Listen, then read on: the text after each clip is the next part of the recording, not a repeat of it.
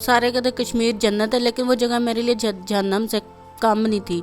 मुझे जो जन्नत मिली है ना, वो इनके पास आके मिली है। जुल्म करते थे, घर के भी सारे काम करवाते थे और मारते भी थे। किसी से बात नहीं करने देते थे, किसी के पास नहीं जाने देते थे मुझे। हम भी सड़कों पे रहते रहे हैं, पार्कों में सोते रहे हैं, ऐसे हालात हमारे ऊपर भी थे। तो इसलिए मैं बहुत डरा था पहले, लेकिन फिर मुझे थोड़ा सा इन्होंने मतलब एतमाद लाया।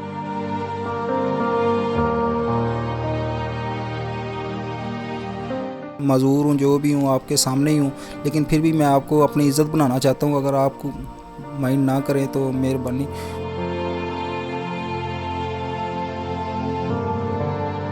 डिजिटल पाकिस्तान की वीडियोस देखने के लिए हमारा चैनल सब्सक्राइब कीजिए और बेल आइकॉन को प्रेस कीजिए ताकि आप हर वीडियो से बाखबर रह सकें। अस्सलाम वालेकुम। डिजिटल पाकिस्तान के साथ मैं हूं अब्दुर्रहमान अवान और नाजरीन, आज हमारे साथ मोहम्मद सरवर और कलसूम साहिबा मौजूद हैं। ये हमारे जो भाई हैं ये डिसेबल हैं और ये जो हमारी बहन हैं ये कश्मीर जैसी जन्नत को छोड़ के लाहौर आई हैं। क्या हुआ, कैसे ये यहाँ पे पहुँची और कैसे ये दोनों आपस में मिले और किस तरह से ये ज़िंदगी को फेस कर रहे हैं, आइए मज़ीद इनसे जानते हैं। अस्सलाम वालेकुम। वालेकुम अस्सलाम। अच्छा, आप मुझे ये बताएं कि आप कश्मीर जैसी जन्नत को छोड़ के यहाँ पे क्यों आई? क्या वहाँ पे मामला हुआ आपके साथ और किस तरह आप यहाँ पे पहुँची? भैया अब्बू मेरे ठीक नहीं थे, ज़हनी तवाज़ुन नहीं ठीक था और घर के कुछ ऐसे मामलात थे जिसकी वजह से बहुत डिप्रेशन था। अम्मी ने मुझे चचा के पास छोड़ दिया, ये समझ के कि चलो बाप नहीं सर पे तो चचा जो है बाप का की कमी पूरी कर देगा। लेकिन आगे से चचा जो थे वो भी उनकी बुरी नज़र थी मुझ पे। ठीक है, उन्होंने बेटी वाला प्यार दिया ही नहीं मुझे। बुरी नज़र थी? कैसे आपने ये महसूस कर लिया कि वो आपको एक अच्छी नज़र से या बेटी की नज़र से नहीं देखती? भैया आपको पता, फिर इंसान महसूस करता ही है। बात बात पे रोकना, बात बात पे मारना। हाँ, अव्वल तो ये हर बात पर छोटी सी बात भी होती थी तो उस पर भी मारते थे मुझे, जुल्म करते थे, घर के भी सारे काम करवाते थे और मारते भी थे। किसी से बात नहीं करने देते थे, किसी के पास नहीं जाने देते थे मुझे। तो बहुत ज़्यादा जुल्म करते थे, जिसकी वजह से मैं वहाँ से घर से निकल आई हूँ। फिर वहाँ से मैं भाग के फिर आपकी जो वालिदा हैं उन्होंने आपको अपने घर से चाचा के घर भेजा। इस सब की वजह क्या थी कि आपको अपने घर में नहीं रहने दिया गया? भैया वो उनका कोई सहारा नहीं था। ज़ाहिर आपको पता मेरे अब्बू का ज़हनी तवाज़ुन ठीक नहीं था, वो तो उन्होंने समझते नहीं थे कुछ।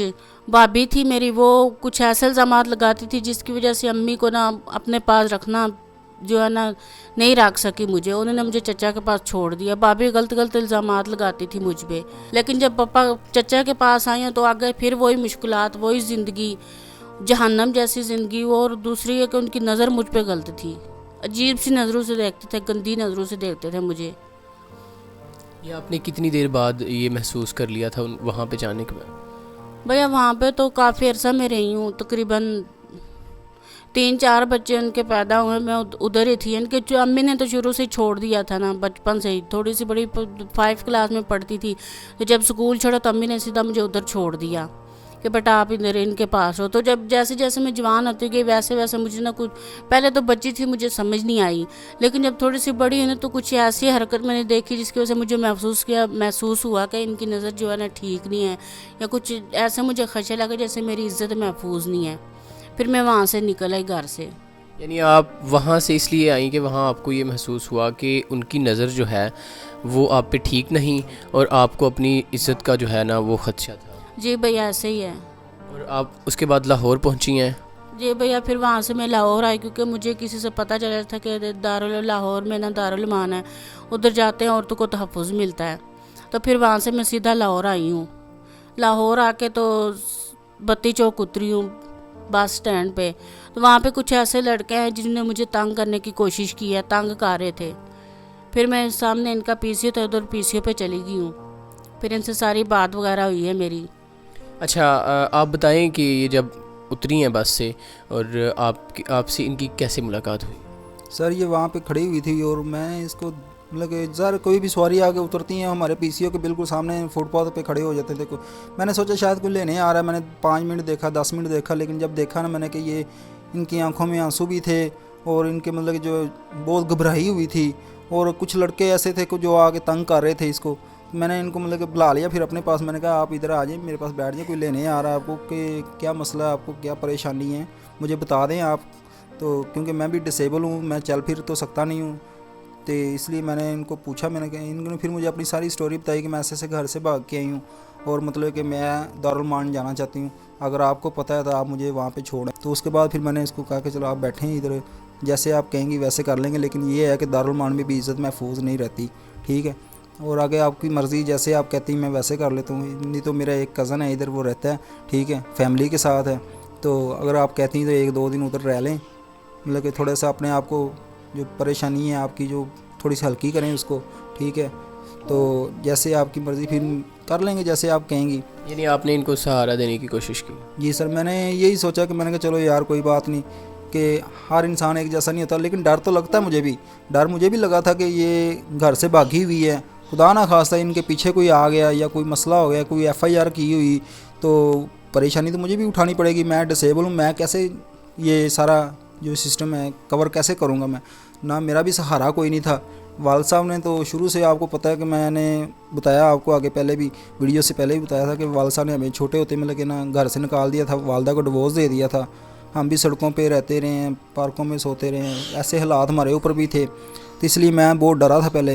लेकिन फिर मुझे थोड़ा सा इन्होंने मतलब कि एतमाद लाया कि जब मैंने देखा कि इनके पास मोबाइल वगैरह कुछ नहीं है, शायद अल्लाह खैर करेगा, चलो जैसे ये होगा इंशाल्लाह कवर करेंगे।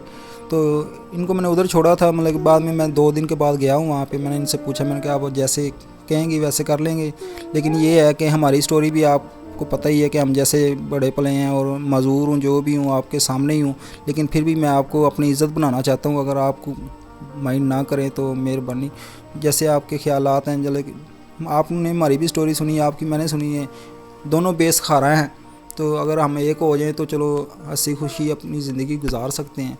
अगर आप हमारा सहारा बनोगी तो मेहरबानी आपकी फिर भी।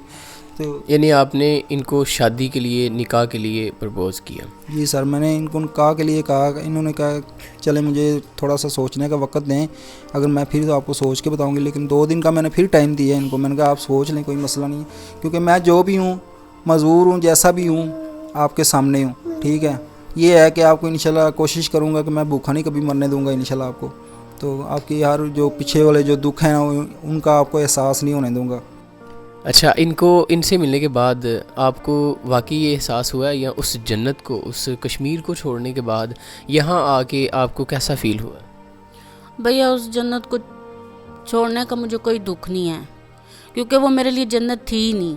वो जगह थी तो सारे कहते कश्मीर जन्नत है, लेकिन वो जगह मेरे लिए जहन्नम से कम नहीं थी। मुझे जो जन्नत मिली है ना, वो इनके पास आके मिली है। अल्हम्दुलिल्लाह आप देख रहे हैं, मेरी छोटी सी बेटी है, 2 मुझसे जो बड़े बेटे, एक बेटी है, एक बेटा है बड़ा, और छोटी ये है। अल्हम्दुलिल्लाह मेरी सारी जन्नत यही है। अच्छा, आप मुझे ये बताएं कि आपके जो शादी के पहले के मामलात थे जो वालिद साहब का बता रहे हैं, उन पे थोड़ी सी रोशनी डालिए, और अब के जो मामलात हैं ये बताइएगा ज़रा।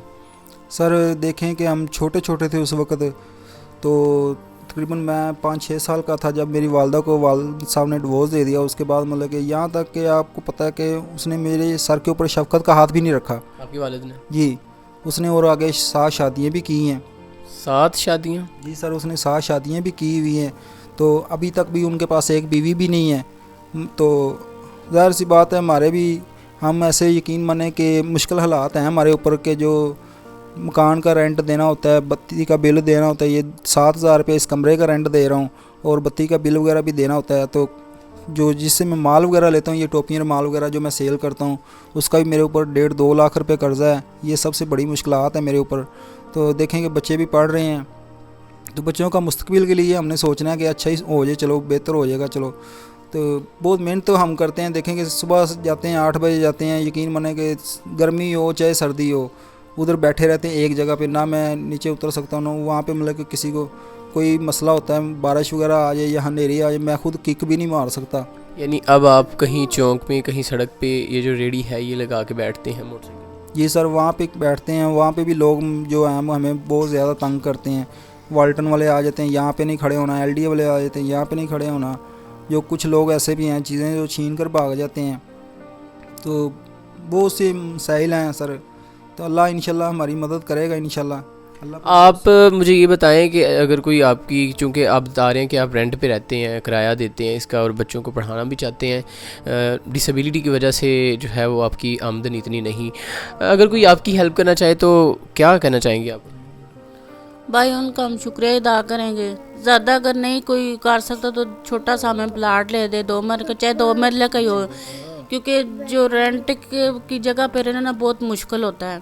आए दिन सामान को 6 महीने बाद सामान यहाँ से वहाँ करना बहुत मुश्किल, क्योंकि आपको पता है ये डिसेबल है तो इतनी आमदनी भी नहीं है। 1500-2000 दे के लोगों को तो सामान उठाना पड़ता है, तो इस वजह से बहुत ज़्यादा मुश्किल है। तो यही कहूँगी कि बस ज़्यादा ना क्यों करे, 2 मरले का घर ही हो जाए जिसमें हम अपने बच्चों को लेकर आराम से बैठ जाएं। बकाया अल्लाह बेहतर करेगा इंशाल्लाह। इंशाल्लाह जी, इंशाल्लाह। देखिए, आपके लिए शायद 1000, 2000, 4000 से ज़्यादा कम देना मुश्किल ना हो, लेकिन एक गरीब के लिए 100 रुपया भी काफ़ी होता है। अगर कोई खुदा दर्स बंदा इनकी हेल्प करना चाहे तो मैं इनका नंबर ज़रूर स्क्रीन पर दे दूँगा, आप इनसे रब्ता कर सकते हैं, इनसे बात कर सकते हैं, इनकी हेल्प कर सकते हैं, ताकि ये हंसी खुशी अपनी ज़िंदगी गुजार सके। और ये बच्ची और इनके जो 2 और बेटे हैं, बच्चे हैं, उनको ये हंसी खुशी पढ़ा सकें और उनकी लाइफ में जो है उनको स्टैंड अप करवा सकें।